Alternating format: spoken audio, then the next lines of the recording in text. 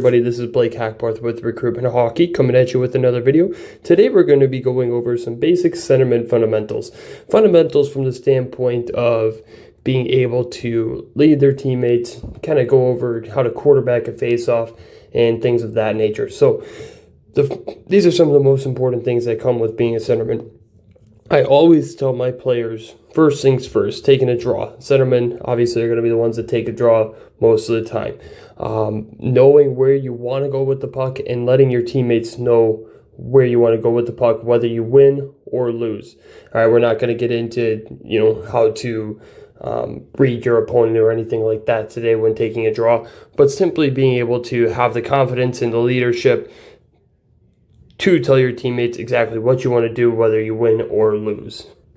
When going into a face-off, you always want to be the last guy in.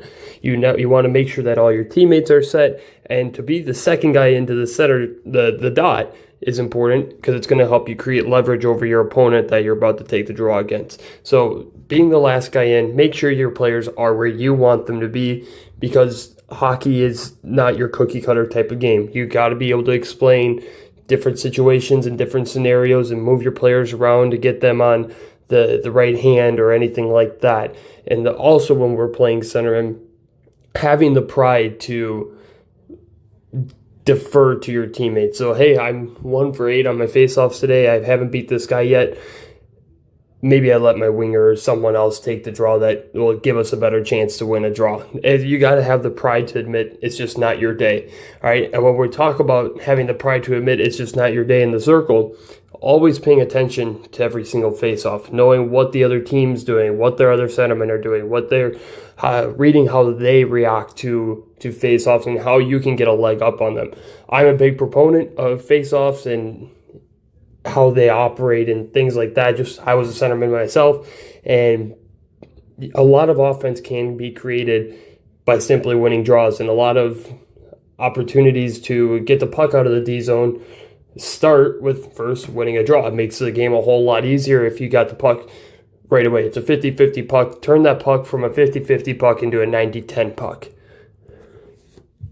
Another thing, you are the eyes and ears for winning this puck possession back. So being able to explain and talk to where you want your teammates and how you're going to react to however this other centerman has been playing you all game or playing your teammates all game is vitally important. All right, so those are the very first things that I look at in a good centerman. Second is there's no free rides, is what I like to say. So if I'm the centerman here in green, and I'm playing against another centerman here in red, obviously, no free ride. So what I mean by that, if this centerman wants to go here, you're not letting him. Right? Wherever this face-off goes, if you win it that way and the centerman moves, you tie up. I usually say stay together for 3 to 5 seconds and then break off. So there's no free rides where they're able to get away from you and make a play somewhere else. Being a centerman, typically the offense and defense is going to run through you. The reason being is because, yes, of course, I love to preach positionless hockey. More often than not, the centerman's going to be your corner guy. So F1 typically all over the ice.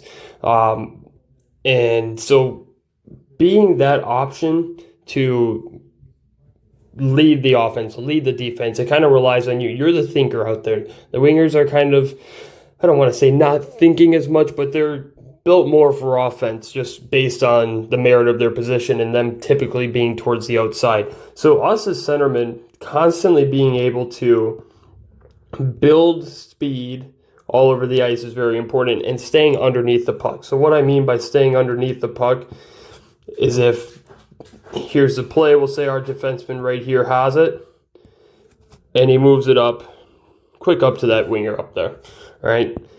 Being able to stay underneath the puck is being able to read and react. If I'm able to get down here and be an option, if that pass isn't to me and he makes that pass before I'm able to get there, being able to come up beneath the puck and be an option.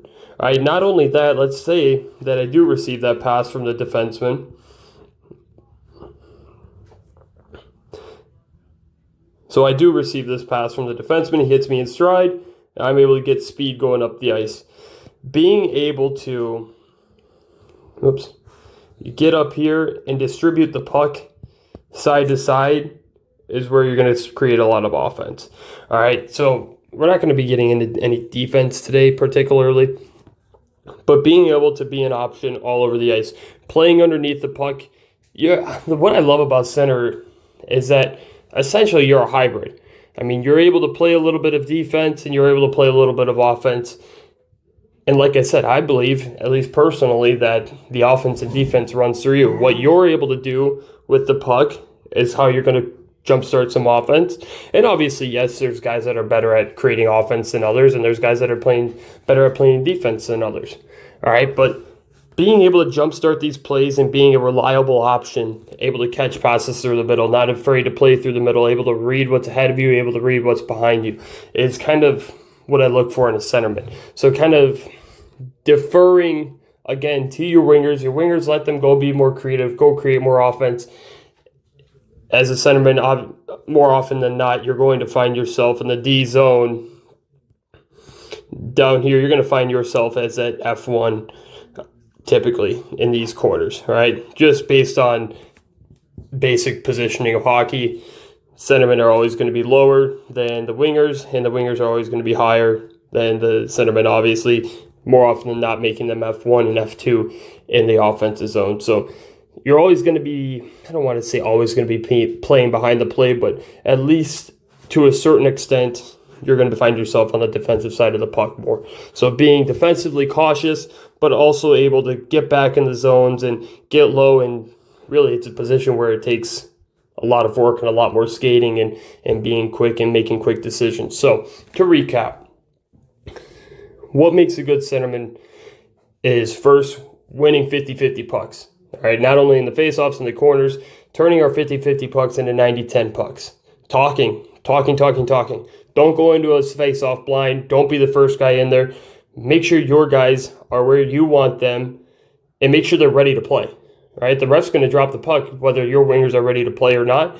That's why you have to be the last guy in there because they're not going to drop the puck to one guy. At least I hope that they don't. Maybe in youth hockey they do. But more often than not, they're not going to do that. So being the last guy in for the reasons that I'm talking, getting the guys where I want them to be, and then, of course, being able to explain what my plan is with the puck. And obviously, hockey doesn't always go as planned, but we're trying to at least jumpstart some offense or defensive breakouts, things like that. And then getting into just always playing beneath the puck and always playing with speed. So playing beneath the puck, playing with speed, always ready for a pass, and you're the guy that's pushing the envelope. You're coming through with a lot of speed, you're getting your feet up ice, and you're the one taking off, or you're the one facilitating down here to make these plays right or left. Finally, kind of mentioned them out of order, but tie up. Don't, pay attention on the bench. Tie up with the other centerman. Nobody gets a free ride in the game of hockey. When you're on the bench, read what the other centermen are doing. Have enough pride. If you're struggling and this guy, you're a righty and you're going against another righty and you got a bad matchup, have the pride to defer to your teammates that maybe you'll have a better chance of winning a faceoff if they're a lefty and they're better against righties, whatever the case may be. All right, but paying attention on the bench, paying attention to how the other team operates on their faceoffs, what kind of plays they set up, what their typical plan is when they're on a certain faceoff dot. All right, I think it's a lot of a mental game, and that's what was always fun to me is how can I outsmart this guy? He's been doing the same thing every single time. Here's how I'm gonna react to it. What's the problem? Why is the problem happening? How do I fix the problem? Is the way I kind of look at it when I'm going into a face-off. All right, so tie up, be the last guy in, facilitate offense and defense, play with speed underneath the puck. This has been another video from Recruitment Hockey. My name is Blake Hackbarth. Please continue to like, comment, share, and subscribe. Check out www.recruitmenthockey.com to stay up to date on everything going on with the business. And I appreciate you for tuning in. Thank you very much.